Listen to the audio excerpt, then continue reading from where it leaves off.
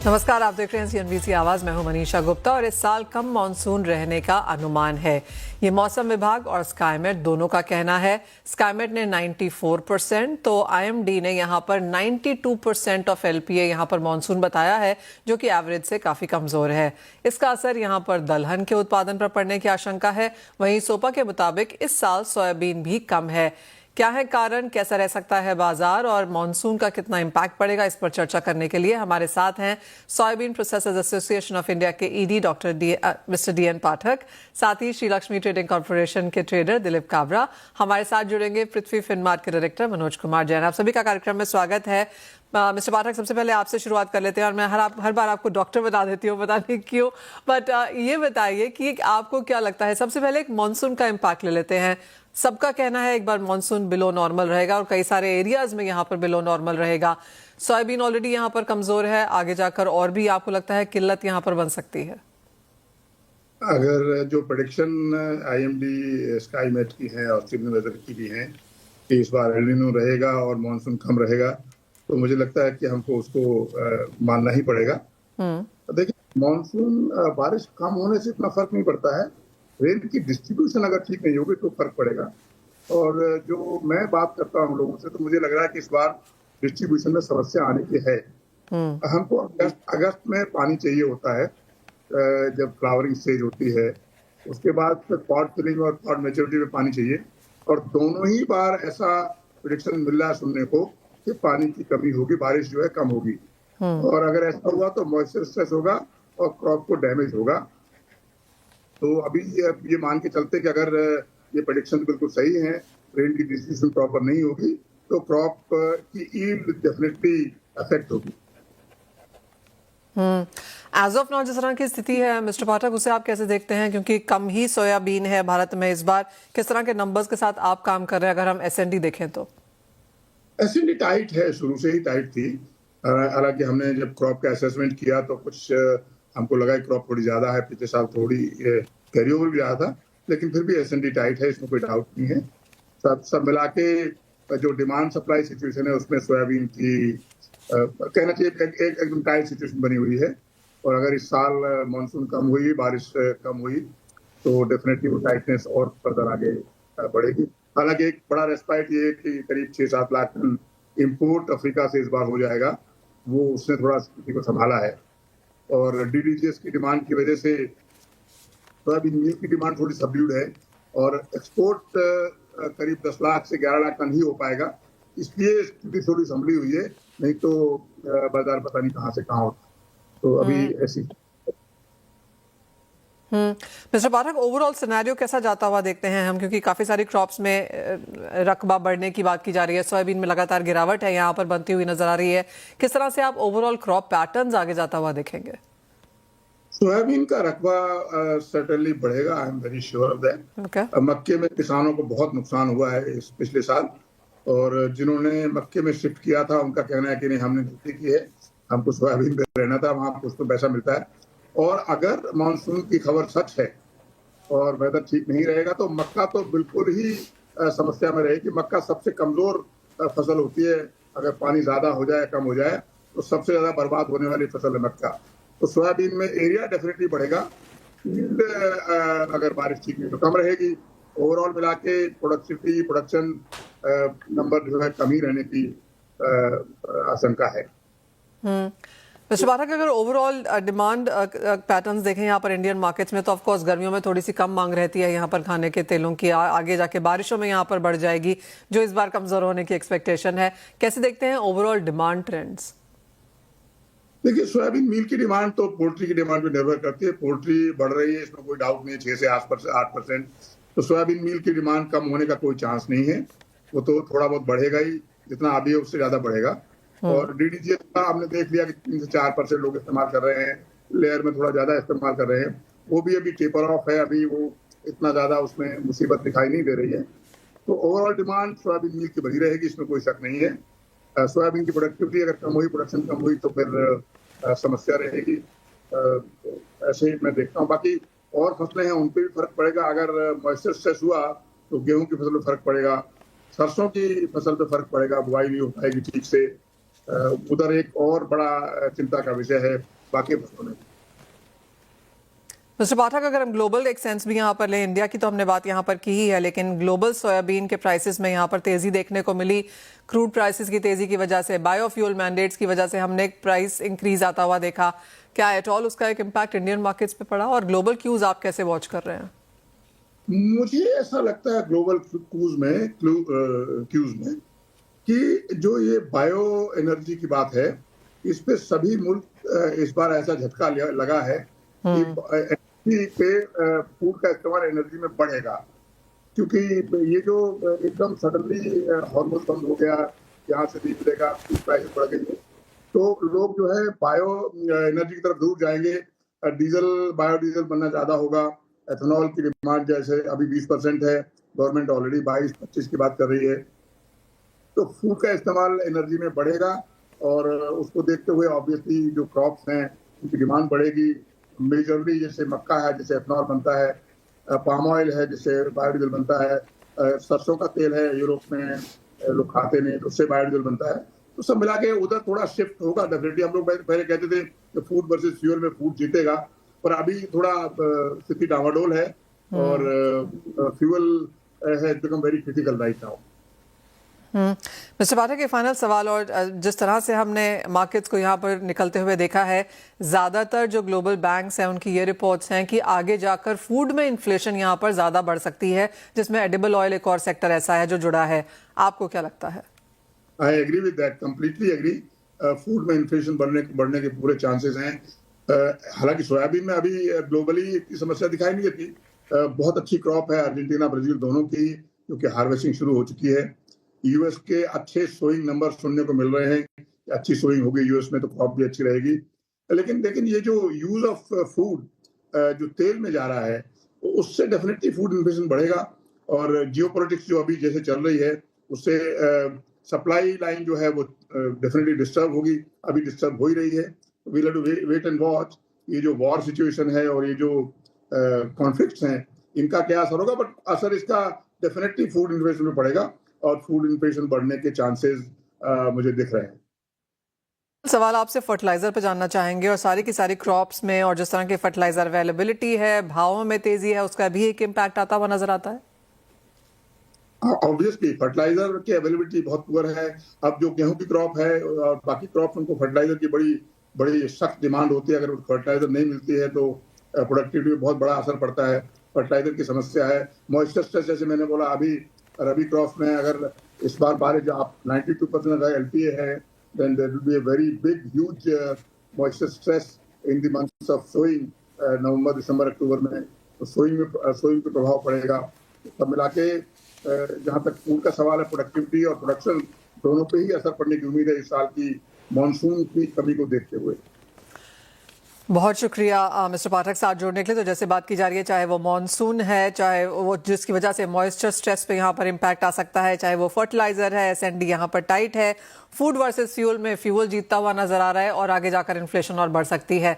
तो वो of course cues आते हुए नजर आ रहे हैं यहाँ पर एडिबल ऑयल स्पेस से, स्पेशली सोयाबीन में, जहां पर हमने कम ही इस बार फसल फिर से आते हुए देखी है। लेकिन एक इंपॉर्टेंट पॉइंट जो यहाँ पर मिस्टर पाठक ने कहा कि जो मक्के में यहाँ पर किसान गए थे और उनको जिस तरह का लॉस हुआ है, वो शायद यहाँ पर वापस आएंगे और उसकी वजह से सोयाबीन में कुछ रकबा हम वापस मुड़ता हुआ देखेंगे। वेल, आगे बढ़ते हैं और अपने साथ श्री लक्ष्मी ट्रेडिंग कॉर्पोरेशन के ट्रेडर दिलीप काबरा को जोड़ते हैं। दिलीप जी नमस्कार, शुक्रिया साथ जोड़ने के लिए। पहला सवाल आपसे भी मॉनसून को लेकर है, जहां पर माना जा रहा है कि ये 6 से 8% बिलो नॉर्मल रह सकता है। क्या लगता है आपको, इसका दालों की बुआई के लिए भारत के लिए क्या इम्पैक्ट रह सकता है? दालों की बुवाई के लिए इम्पैक्ट ऐसा है कि अभी जून के सेकेंड वीक में आपने को देखने को मिलेगा एल नीनो 6 से 8% है। लेकिन महाराष्ट्र में और कर्नाटक, ये दो जगह बुवाई ज़्यादा होती है दालों की, और थोड़ा एमपी में, ये तीनों जगह का फर्क कम दिखा रहा है, लीनों का फर्क। लेकिन कुल मिलाकर के 2-3% फर्क पड़ेगा, लंबा फर्क नहीं पड़ेगा। Dilip ji, as of now जिस तरह के प्राइसेस यहाँ पर लगातार दालों में बने हैं, एमएसपी के आसपास के, आपको क्या लगता है किस तरह की डिमांड आगे जाके रह सकती है? और जिस तरह का इंपोर्ट अब इंडिया ने आता हुआ देखा है, चाहे वो अफ्रीका से है, कनाडा से आता हुआ नजर आया है, ऑस्ट्रेलिया से है, अर्जेंटीना से है, किस तरह के नंबर्स फिलहाल बन रहे हैं?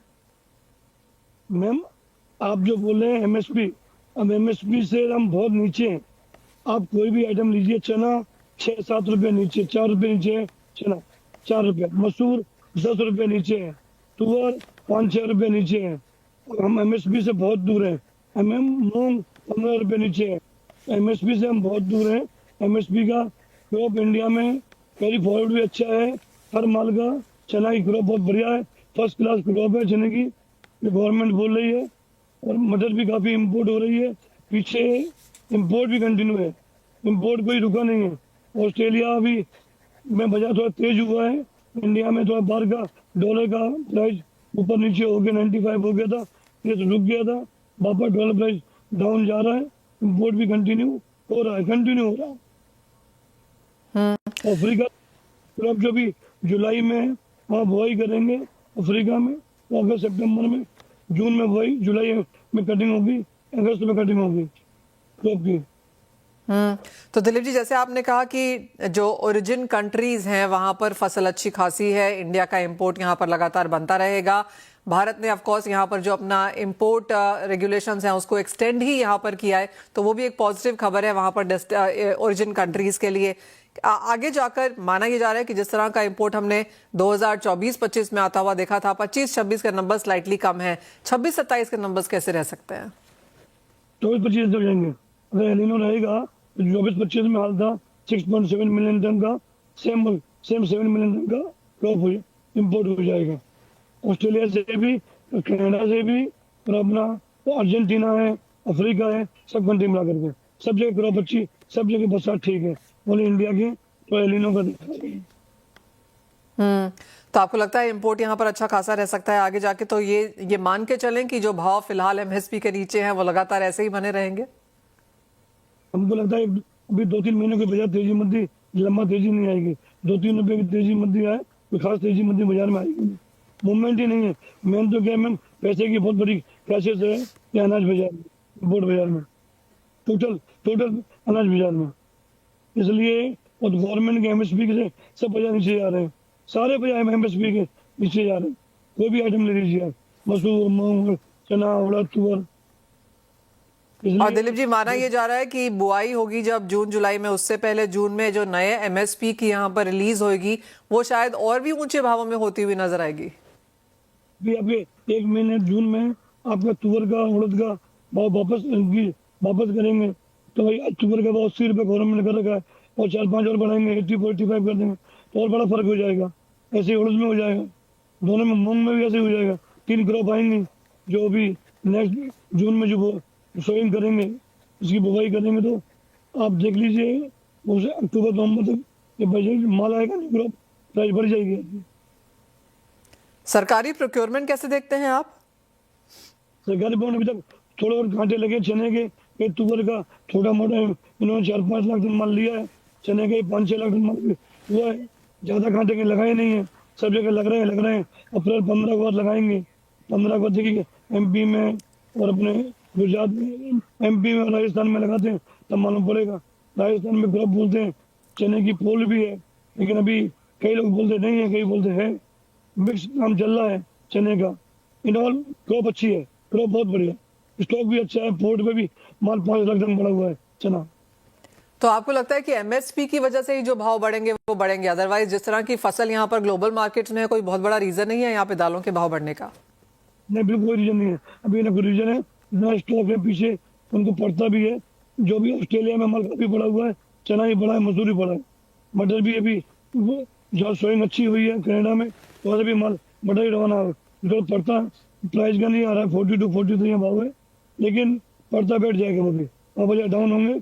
ये इंडिया में इम्पोर्ट कंटिन्यू रहेगा। दिलीप काबरा जी, बहुत शुक्रिया साथ जुड़ने के लिए। तो क्लियरली ज्यादातर भाव यहाँ पर MSP के नीचे हैं, चाहे वो चना है, मसूर है, तुअर है, मूंग है, और जो खरीफ दालें हैं उनकी MSP फिर से बढ़ के यहाँ पर जून में आ जाएगी। तो क्लियरली जो गैप है MSP और रियल ग्राउंड प्राइसेस का, उसमें एक फासला बढ़ता हुआ शायद एक्सपेक्टेड है, अनलेस यहाँ पर हम बारिश का इम्पैक्ट यहाँ पर खरीफ की बुआई पर आता हुआ देखते हैं। वेल, इसी के साथ एक ब्रेक का भी समय है, लौटेंगे तो हमारे साथ होंगे मनोज कुमार जैन, उनसे लेंगे ट्रेडिंग स्ट्रैटेजीज।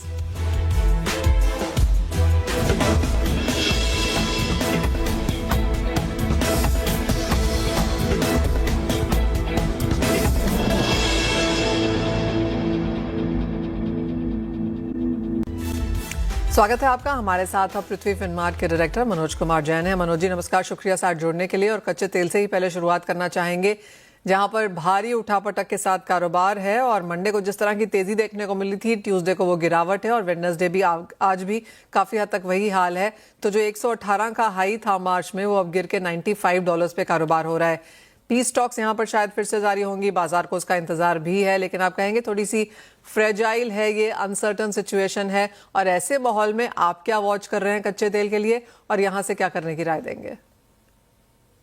नमस्कार मनीषा जी, बिल्कुल यहाँ पे सिचुएशन जो है वो काफी अनसर्टन है, लेकिन ये चीज यहाँ पे संभावित दिख रही है कि जो सेकेंड राउंड का जो पीस टॉक है यूएस और ईरान का, वो इस सप्ताह के आखिर में फिर एक बार वहां पे रिज्यूम हो सकता है। और उसी के चलते हमने एक कूल ऑफ कीमतों में आते हुए देखा है। हमारा मानना है कि WTI के लिए यहाँ पे 8540 एक काफी अहम सपोर्ट है। कल हमने वहां पे वो लेवल के नीचे ब्रेकडाउन होते हुए देखा था, हालांकि क्लोजिंग उस इस तरह से थोड़ी ऊपर आई थी। तो यहाँ पे 8540 के स्तर पर नजर रखना चाहिए। अगर कीमतें उस लेवल को क्लोजिंग बेसिस पर यहाँ पे ब्रेक कर देती है, तो फिर यहाँ पे जो है फर्दर जो डाउन साइड है कीमतों में वो देखने को मिलेगी। और हम वहां पे कीमतों को 8100 तक भी आते हुए देखेंगे। तो बाइंग पोजीशन यहाँ पे अवॉइड करने की सलाह रहेगी। इनफैक्ट अगर लॉन्ग की पोजीशन है और ऊपर में कीमतें 8900 950 के दायरे में आती है, तो वहां पे एक बार लॉन्ग की पोजीशन में निकलने की सलाह। ऑलराइट, तो यानी कि तेजी में यहाँ पर निकलने की सलाह है। बहुत ज्यादा तेजी एज ऑफ नाउ यहाँ पर एक्सपेक्टेड नहीं है, लेकिन ऑफ कोर्स कॉशियस मूव्स यहाँ पर फिर भी देखने होंगे। साथ ही साथ मनोज जी, यहाँ पर सोने को लेकर अब क्या राय है? इंपॉर्टेंट इसलिए है क्योंकि अक्षय तृतीया का हफ्ता है और जिस तरह से एक उछाल हमने यहाँ पर सोने में आता हुआ देखा है, आप उसे कैसे देखते हैं? प्राइस को लेकर क्या व्यू है? सोने में भी यहाँ पर ट्रेंड थोड़ा पॉजिटिव होता हुआ दिख रहा है मनीषा जी। हम देख रहे हैं कि $4840 जो है सोने के लिए काफी समय से एक हर्डल बना हुआ था। और हमने इनफैक्ट वो लेवल के ऊपर कीमतों को आज के सत्र में निकलते हुए देखा। भारतीय बाजारों में भी 1,55,000 यहाँ पे हर्डल बना हुआ था। हमने इंट्राडे में वो लेवल टेस्ट होते हुए देखे हैं। तो ओवरऑल ट्रेंड यहाँ पे पॉजिटिव नजर आता है। बाय ऑन डिप्स की रणनीति रखना चाहिए। हमारा मानना है कि 1,52,500 1,53,000 का जो रेंज है वो बाइंग के लिहाज से बेहतर रहेगा। अगर इस सप्ताह की मैं बात करूं, स्टॉप लॉस 1,51,000 के नीचे का रखना है और लक्ष्य यहाँ पे 1,57,000 तक के रखे जा सकते हैं। इनफैक्ट सिल्वर में हमने यहाँ पे प्राइस ब्रेकआउट होते हुए देखा और कीमतें अब ब्रेकआउट लेवल के ऊपर सस्टेन होती हुई भी दिख रही है। तो अगर गोल्ड और सिल्वर दोनों में चुनना हो तो सिल्वर बेहतर बेट नजर आता है। अगर इस सप्ताह की मैं बात करूं, 2,48,800 का जो स्तर है, बाय की रणनीति बनाकर चलना चाहिए। 2,44,000 का स्टॉप लॉस, लक्ष्य यहाँ पे 2,56,000 और 2,60,000 के रखे जा सकते। चांदी भी आपकी स्क्रीन पे लेके आएंगे क्योंकि यहाँ पर अच्छा खासा उछाल देखने को मिला। अगर सोना 2% ऊपर था ओवरनाइट, तो चांदी में करीबन 5% की तेजी के साथ $80 प्रति आउंस के लेवल्स हमने यहाँ पर निकलते हुए देखे। वेल एक्चुअली डेटा भी यही दिखाता है कि जहां तक जेम ज्वेलरी एक्सपोर्ट्स की बात है, तो गोल्ड ज्वेलरी एक्सपोर्ट्स यहाँ पर सपाट रहे हैं, लेकिन चांदी के jewellery exports for the month of March और पिछले फाइनेंशियल ईयर में हमने यहाँ पर 52% का गरान अप यहाँ पर आता हुआ देखा है। तो मनोज जी, क्लियरली चांदी एक नई फेवरेट के तौर पर उभर रही है। एक तो जिस तरह के लेवल्स यहाँ पर हैं, सोने से थोड़ी सी सस्ती है और यहाँ पर अपसाइड काफी ज्यादा एक्सपेक्टेड है। बिल्कुल मनीषा जी, हमने इनफैक्ट यहाँ पे जनवरी में लाइफ टाइम हाइज बनते हुए भी देखे थे। उसके बाद जब यूएस और ईरान के वॉर की शुरुआत हुई तो उसके बाद एक बड़ा कूल ऑफ कीमतों आते हुए देखा। लेकिन एक अच्छे कंसोलिडेशन के बाद कीमतें फिर अब यहाँ पॉजिटिव मोमेंटम दिखा रही है। तो हमारा मानना है कि यहाँ पे जिस तरह से इंडस्ट्रियल मेटल्स में रिकवरी आई है, उसका सपोर्ट चांदी की कीमतों को भी मिलता हुआ नजर आएगा। और ग्रेजुअली हम कीमतों को फिर से एक बार 2,75,000 से 2,80,000 तक भी जाते हुए देखेंगे। तो चांदी अभी यहाँ सोने के मुकाबले थोड़ी बेहतर दिखती है अगर मैं अगले 2 से 3 सप्ताह की। और एक लॉन्ग टर्म अगर व्यू लेना हो, क्योंकि जो लोग अक्षय तृतीया पे खरीदेंगे मनोज जी, वो एक लॉन्गर टर्म व्यू के साथ लेंगे, 1 साल 2 साल 3 साल के लिहाज से। इतने बड़े टाइम फ्रेम में आपको सोने और चांदी दोनों में कौन सा एक बेहतरीन यहाँ पर विकल्प नजर आता है? लंबी अवधि की अगर हम बात करें तो सोने ने हमेशा बेहतर रिटर्न दिया मनीषा जी। अगर हम पिछले 5 से 6 वर्षों की बात करें अक्षय तृतीया से अक्षय तृतीया, तो सोने में 200% तक के रिटर्न्स निवेशकों के बने। इनफैक्ट लास्ट ईयर में हमने 60% से ज्यादा के रिटर्न बनते हुए देखे हैं। तो गोल्ड हमेशा यहाँ पे बेहतर रिटर्न देता हुआ नजर आया है। अगले 3 साल की अगर हम बात करें तो डबल डिजिट रिटर्न्स यहाँ पे निवेशकों को सोने में मिलते रहेंगे। सिल्वर यहाँ पे इंडस्ट्रियल मेटल होने के चलते थोड़ा वोलेटाइल रहेगा, लेकिन सोने की जो आउट परफॉर्मेंस है चांदी के मुकाबले लंबी अवधि में वो बरकरार रहेगी। तो अगर 3 साल का नजरिया हम यहाँ पे लेकर के चले तो हमारा मानना है कि सोना यहाँ पे अगले 3 सालों में इंटरनेशनल मार्केट में $6,600 के जो स्तर है वो टेस्ट कर सकता है। भारतीय बाजारों में 2,20,000 तक के स्तर देखने को मिल सकते हैं। वहीं अगर चांदी की बात करें तो यहाँ भी कीमतें फिर एक बार 3.5 से 4 लाख तक के जो स्तर है वहां पहुंच सकती है। और इंटरनेशनल मार्केट में जो प्रीवियस हाई है $120 के, वहां तक कीमतें पहुंच सकती है। लेकिन अगर लंबी अवधि की ओवरऑल ट्रेंड की बात करें तो सोना ज्यादा बेहतर दिखता है। हम्म, हम मनोज जी ब्रेक से पहले यहाँ पर मॉनसून की बात कर रहे थे और आपसे भी वही जानना चाहेंगे कि अगर मॉनसून का यहाँ पर एक इम्पैक्ट आता है, बारिश कम होती है, स्काईमेट और आईएमडी दोनों का यही मानना है कि बिलो एवरेज यहाँ पर मॉनसून रहेंगे, उस हाल में आपकी नजर किन फसलों पे होगी? मेनली यहाँ पे खरीफ की अगर हम बात करें तो ऑयल सीड्स में सोयाबीन जो है वो काफी एक बड़ी क्रॉप होती है। इंडिया में हम देखते हैं कि जो 3 बड़े स्टेट है, मध्य प्रदेश, राजस्थान और महाराष्ट्र, वहां पे बड़ा जो एकरेज है वो ये क्रॉप कवर करती है। तो निश्चित रूप से उसके ऊपर यहाँ पे इम्पैक्ट देखने को मिलेगा। जैसा कि पाठक जी बता रहे थे कि कौन से कुछ रकबा जो है वो सोयाबीन में शिफ्ट हो सकता है, लेकिन अगर डिस्ट्रीब्यूशन प्रॉपर नहीं होता है तो निश्चित रूप से वहां पे प्रोडक्शन और यील्ड में जो असर है वो देखने को मिलेगा। और पिछले 3 दिन से हम यहाँ पे देख भी रहे हैं मनीषा जी की काफी बड़े एरिया में एकदम से जो हीट वेव्स जो है वो बढ़ती हुई नजर आई है। तो निश्चित रूप से यहाँ पे अगर अनइवन डिस्ट्रीब्यूशन होता है तो वो सोयाबीन की फसल के लिए एक नुकसानदायक साबित हो सकता है। वहां नजर रखना चाहिए। क्रॉप में अगर गिरावट रही तो कीमतें यहाँ पे बेहतर जो है हो सकती है आने वाले समय में। इनफैक्ट इंटरनेशनल मार्केट में हमने 1150 सेंट के ऊपर कीमतों को निकलते हुए भी देखा है। तो इसका फायदा आने वाले समय में भारतीय बाजारों में भी कीमतों में देखने को मिल सकता है। सोया ऑफ कोर्स एक फसल यहाँ पर रह सकती है, दूसरा गुआर एक मॉनसून का प्रॉक्सी माना जाता है। और कोई कमोडिटी जो आपके ध्यान में आती है जो कम बारिश की वजह से यहाँ पर तेजी में दिखा सकती है?